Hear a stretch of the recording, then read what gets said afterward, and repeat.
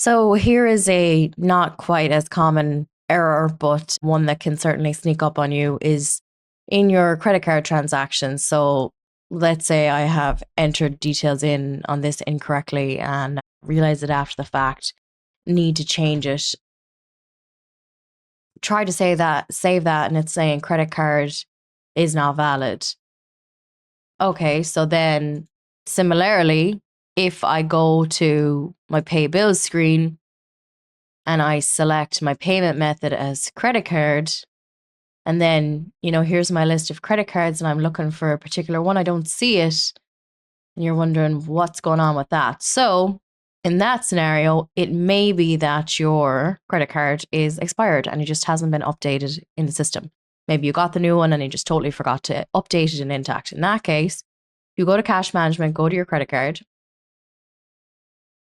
and select the one that's expired.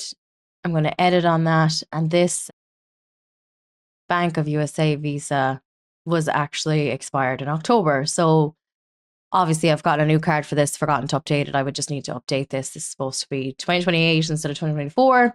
Save that. And then if I go back into AP, pay bills, select my payment method of credit card, I'm going to see that Bank of USA Visa now on the list. So, I mean, the error itself, not as common for you to see the error, but certainly to see the credit card missing because it's expired and just hasn't been updated in the system. So hopefully that helps. As always, like and subscribe.